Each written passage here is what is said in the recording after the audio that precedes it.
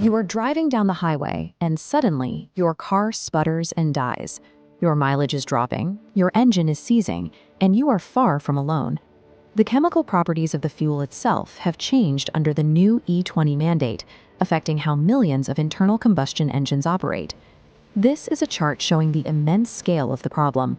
We are looking at 320 million petrol engines currently operating in India, and almost none of them were engineered to process the ethanol-blended fuel they are now being forced to burn. This mandate was originally scheduled for a 2025 rollout. Instead, the government pushed E20 petrol into the public supply 5 years early, bypassing crucial testing phases. Millions of private vehicles are currently functioning as a test bed for a rushed national experiment. To understand why these engines are failing so rapidly, we have to look directly at the mechanics of the tank itself. The core issue is hygroscopy. Ethanol actively absorbs moisture.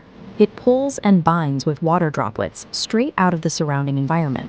When that happens, phase separation occurs. The water-heavy ethanol becomes dense, separates from the petrol, and sinks directly to the bottom of your tank, which is exactly where your fuel pump sits, waiting to pull it into the engine. Pumping that highly corrosive water-ethanol mixture into pre-2023 engines is a mechanical death sentence. It corrodes aluminum components, breaks down rubber seals, and melts plastic parts over time. Compounding the chemistry is the logistics. India's fuel distribution network is extremely vulnerable to moisture. Pure water routinely contaminates underground storage tanks, a problem that spikes dramatically during the monsoon season. Faced with widespread mechanical failures, Petroleum Minister Hardi Puri defended the E20 mandate by pointing out that F1 racing cars use ethanol, suggesting consumer vehicles should handle it just fine. What he leaves out is that F1 engines are meticulously engineered from the ground up to handle high ethanol blends. Even then, those multi-million-dollar engines are completely discarded after just a few thousand kilometers. The official narrative fractured in the Supreme Court. The Attorney General admitted on the legal record that the E20 rollout is an experiment being run on the public. The government scrambled to issue denials immediately after. When the physical science contradicts the government's PR and their own legal team calls the rollout an experiment, it raises a question about whose interests this policy actually serves. The primary beneficiary of this forced E20 rollout is the powerful sugar mill syndicate, the industrial complex that produces ethanol directly from sugarcane and molasses. This is a bar chart illustrating the exponential revenue jump for these sugar mills. By forcing higher, mandatory ethanol blends, like E20, E30, and eventually E85 onto the public, the entire revenue model for these corporations effectively doubles overnight. Politicians across major parties, especially in states like Maharashtra and Karnataka, historically own, manage, or heavily finance these exact same sugar mills.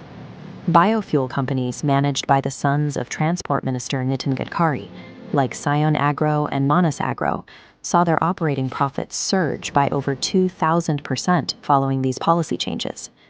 The government frequently defends the policy as essential for national security, yet producing this specific ethanol requires burning through 10 billion liters of fresh water every single year, undermining their own environmental claims. Despite public outrage, the government is refusing to reverse course and is already planning to push even higher, more destructive fuel blends into the market. You have to protect yourself. Logistically, avoid deserted rural or highway fuel pumps. Strictly rely on high-volume city petrol stations, where fast turnover minimizes the risk of moisture-contaminated fuel sitting in the tanks. Mechanically, never allow your fuel tank to drop below 25% capacity. Keeping the tank full prevents your engine's fuel line from sucking up that separated water sitting right at the bottom. Financially, if you have a newer car, purchase an extended warranty immediately. Avoid any aftermarket car modifications that manufacturers could use as an excuse to void your protection. The public's vehicles have been turned into test tubes to enrich a political and corporate elite.